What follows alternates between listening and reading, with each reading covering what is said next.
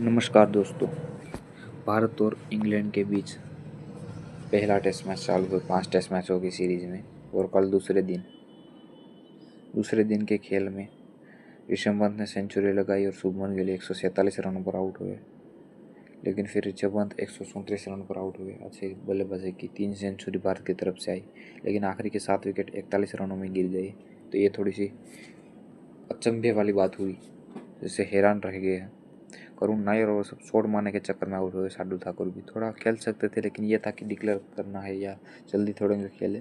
सोच अच्छी थी, लेकिन वो नज़रिया अलग था और सही तरीके से शॉट नहीं खेले, तो उस वजह से आउट हुए। लेकिन भारत को 500 से ऊपर तो जाना ही चाहिए था। मुझे लगता था कि 600-700 रन बनाएंगे तो तीसरे दिन खेल देंगे, लेकिन कल स्विंगिंग कंडीशन हो चुकी थी रात को, तो भारत को तो गेंदबाजी करनी ही थी। लेकिन बहुत ज़्यादा गेंदबाजी भारत ने खेल की है कल। 15-20 ओवर होते तो अच्छा होता, लेकिन कुछ रन होते 500 के ऊपर तो बहुत बढ़िया था। लेकिन फिर भी ये टोटल बहुत अच्छा था। लेकिन उसके बावजूद भी गेंदबाजी करने भारत आई और जसप्रीत बुमराह ने पहले ही ओवर में विकेट निकाला। लेकिन उसके बाद ओली पोप ने अच्छी बल्लेबाजी की, बेन डकैट ने भी अच्छी बल्लेबाजी की और शानदार पार्टनरशिप लगाई। लेकिन उस पार्टनरशिप के दौरान जसप्रीत बुमराह ने तो अच्छी गेंदबाजी की, लेकिन 3 ओवर में सिराज अच्छे नहीं दिखे। उसके बाद प्रसिद्ध कृष्णा को लाया गया। उन्होंने थोड़े 1-2 और शायद अच्छे डाले होंगे, मैंने तब तो नहीं देखा था मैच उनके बॉलिंग। लेकिन उसके बाद सिराज और प्रसिद्ध कृष्णा दोनों ही ले में नहीं दिखे, और प्रसिद्ध तो बहुत छोटी लेंथ डाल रहे थे। प्रसिद्ध कृष्णा ऑस्ट्रेलिया के पिचों में अच्छा रहता है, कमेंटेटर ऐसा बोल रहे थे, मुझे भी लगा थोड़ा सा खिंची हुई लेंथ डाल रहे थे। लेकिन सोचना होगा इसके बारे में भारतीय टीम को, क्योंकि उनकी लेंथ 7 और 8 मीटर के बीच में रहती है, लेकिन इसमें 4, 5 और 6 मीटर के बीच में लेंथ रखने की ज़रूरत है। तो प्रसिद्ध कृष्णा यहाँ बहुत काम करना होगा, क्योंकि प्रसिद्ध कृष्णा की लेंथ बहुत खींची हुई है। उनको थोड़ा अपनी लेंथ आगे रखनी होगी।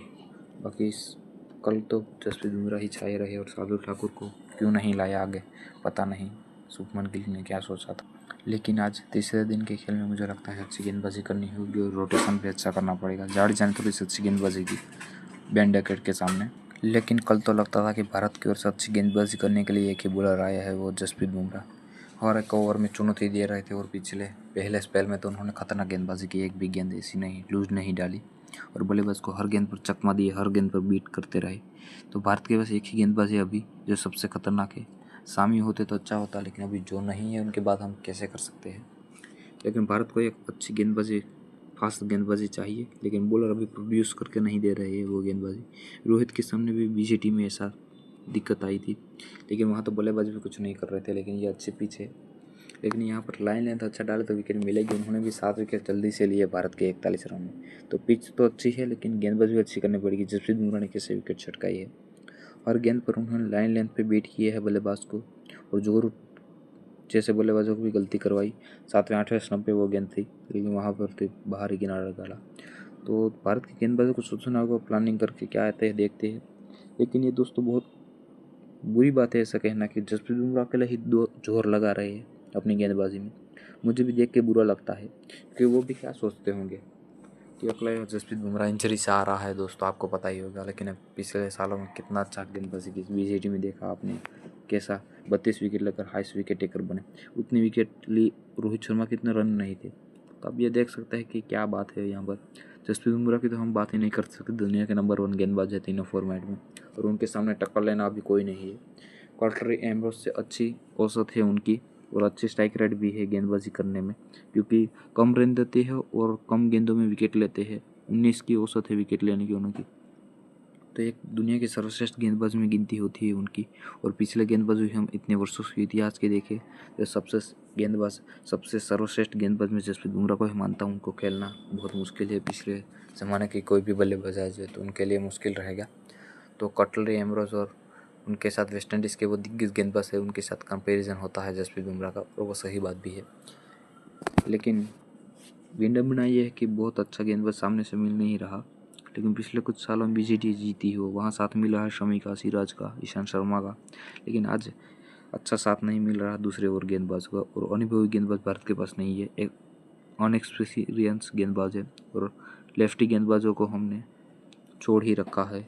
तो बड़ी मुश्किल है, लेकिन कुछ बदलाव करना पड़ेगा।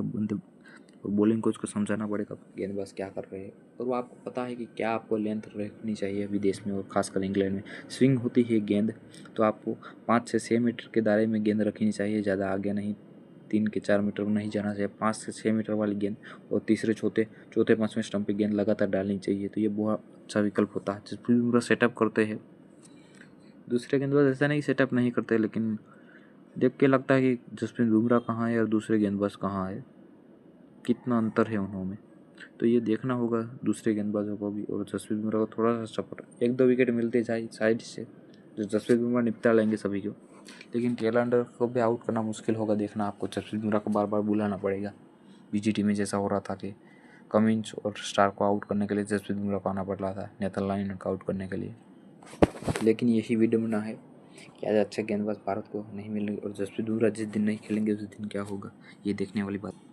जसप्रीत बुमराह नहीं रहेंगे तो क्या होगा ये देखने वाली बात होगी। तो ये बात है दोस्तों, तो अगली वीडियो में अगली बात करेंगे क्या होता है इस टेस्ट मैच